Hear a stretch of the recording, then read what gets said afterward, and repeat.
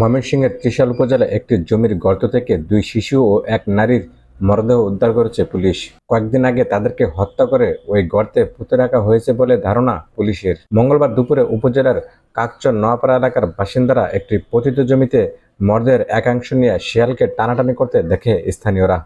গর্ত করা একটা লাশ ডান ক্ষেতের মধ্যে, একটা ক্ষেত মানে তিনটা ছড়ানো লাশটা দেখে আবার একটা হাত আমরা রাস্তায় দেখেছি। দেখে আমরা কি এইদিকে আসছি, আসার পরে মানে একটা মর্মান্তিক ঘটনা, আমরা আতঙ্ক হয়ে গেছি। পরে খবর পেয়ে ঘটনাস্থলে এসে মরদেহগুলো উদ্ধার করে পুলিশ।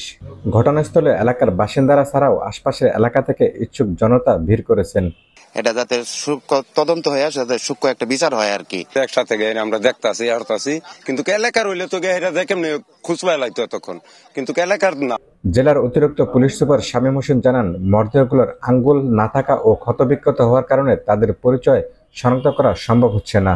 গ্যাপ ছিল 20 ফিটের মতো, দুইটা যে বাচ্চার লাশ, আর তার পাশেই একটা গর্তের মধ্যে একটা মহিলার লাশ আমরা উদ্ধার করছি। আমরা ধারণা করতেছি যে মহিলা এবং এই বাচ্চা সন্তান হবে, মহিলার সন্তান হবে, এবং এদের পরিচয় কেউ আইডেন্টিফাই করতে পারে নাই। মুখ দেখেও পরিচয় আইডেন্টিফাই করা সম্ভব না, কারণ একেবারেই ডিকম্পোজড।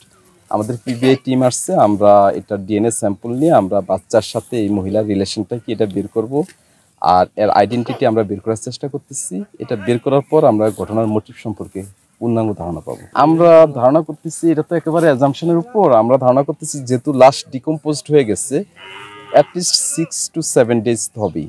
ঠিক আছে, লাশটা এখানে রাখা হয়েছে, পোকায় ধরে গেছে এবং অর্ধগলিত লাশ। না, এখানে তো লোকজন অনেক আসছে, কেউ এটা আইডেন্টিফাই করতে পারে না এবং কেউ বলতে পারে না যে কোথাও কেউ মিসিং আছে কিনা। হ্যাঁ, আমরা একটু নিখোঁজ জিডিগুলো দেখলে, সারা বাংলাদেশের যত নিখোঁজ জিডি আছে এগুলো দেখলে, মিলিয়ে দেখলে আমরা একটু বুঝতে পারবো যে মানে ভিকটিমের পরিচয়টা কি। এই ঘটনায় এলাকায় আতঙ্ক বিরাজ করছে সাধারণ মানুষের মাঝে। আর রহস্য উদ্ঘাটন করতে মাঠে নেমেছে পুলিশ, র্যাব ও পিবিআই। যারা অন্যান্য ইউনিটের সাথে সমন্বয় রেখে আমরা মামলার মূল রহস্য উদ্ঘাটনের জন্য তদন্ত কার্য চালিয়ে যাব। যারা আসা যাওয়া করে একদম দৃষ্টিগোচরে পড়লো না, বিষয়টা আমাদের কাছে একটু চিন্তার বিষয়ে দাঁড়িয়েছে যে একদম পড়লো না কারো কাছে। এদিকে কাছাকাছি একটা মসজিদ আছে, বাড়িঘর আছে, এদিক দিয়ে লোকজন আসা যাওয়া করে। নিহতরা একই পরিবার কিনা তা খতিয়ে দেখছে পুলিশ। মোহাম্মদ আসিফ, সময়ের আওয়াজ।